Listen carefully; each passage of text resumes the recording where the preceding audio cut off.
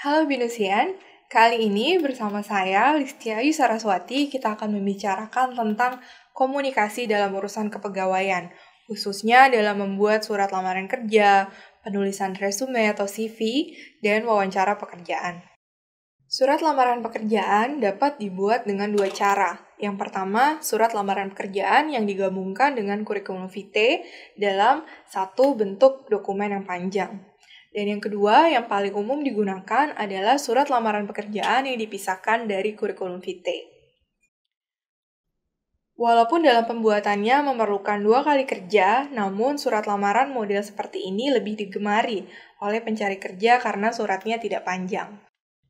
Berikut adalah langkah-langkah awal yang harus Anda pertimbangkan sebelum Anda menulis surat lamaran kerja. Yang pertama adalah Anda harus tahu kualifikasi Anda, fokus terhadap skill komunikasi Anda dan skill interpersonal. Lalu, sertakan juga technical skill yang Anda miliki. Lalu, pengalaman Anda bekerja dalam tim dan pengalaman Anda memimpin. Lalu, Anda juga harus mengetahui secara detail atau mengetahui secara lengkap posisi apa yang akan Anda lamar. Lalu, bagaimana reputasi perusahaan tersebut yang dapat Anda cari dalam koran, majalah, atau jurnal.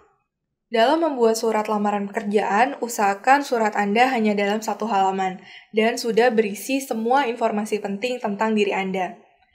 Dan juga Anda harus menyertakan informasi-informasi penting yang relevan dengan pekerjaan yang akan Anda lamar. Dan juga pengalaman pekerjaan Anda selama beberapa tahun ke belakang dan tunjukkan kelebihan Anda dibandingkan dengan pelamar yang lain. Lampiran dalam surat lamaran pekerjaan biasanya adalah kurikulum vitae atau daftar riwayat hidup Anda, fotokopi ijazah terakhir, dan dilengkapi dengan fotokopi sertifikat kursus atau pelatihan, pas foto terbaru Anda, dan juga beberapa surat keterangan yang menunjukkan kualitas diri Anda sebagai seorang pelamar pekerjaan yang bisa diperhitungkan. Langkah pertama yang perlu Anda lakukan dalam membuat resume atau kurikulum vitae adalah mencari berbagai informasi penting yang relevan dengan jenis pekerjaan yang Anda inginkan. Anda dapat melakukan analisis diri atau self-analysis, career analysis, dan job analysis. Langkah selanjutnya yang harus Anda lalui setelah membuat resume dan membuat CV adalah wawancara pekerjaan. Wawancara pekerjaan bagi pewawancara atau bagi perusahaan tempat Anda melamar adalah suatu proses validasi dari data-data yang Anda sertakan dalam CV.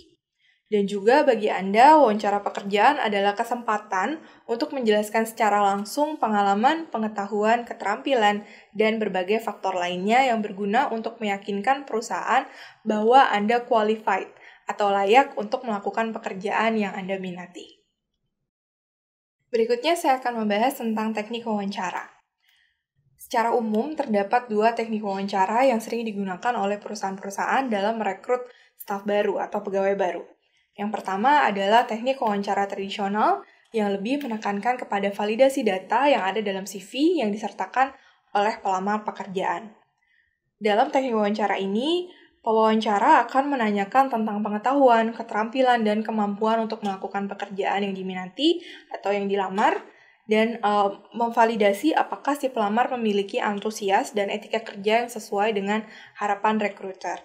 Dan apakah si pelamar akan bisa bekerja dalam tim dan memiliki kepribadian yang sesuai dengan budaya perusahaan.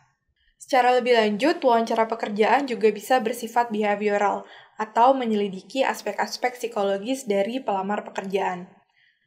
Pada teknik wawancara seperti ini, penting untuk melihat performance atau kinerja di masa lalu dari pelamar yang bisa memberikan indikasi untuk meramalkan perilaku atau karir pekerja tersebut di masa yang mendatang. Wawancara kerja behavioral dimaksudkan untuk mengetahui respon pelamar terhadap suatu kondisi atau situasi tertentu sehingga pewawancara dapat melihat bagaimana pelamar bersikap, memandang, dan menyikapi suatu tantangan atau permasalahan serta menemukan solusinya.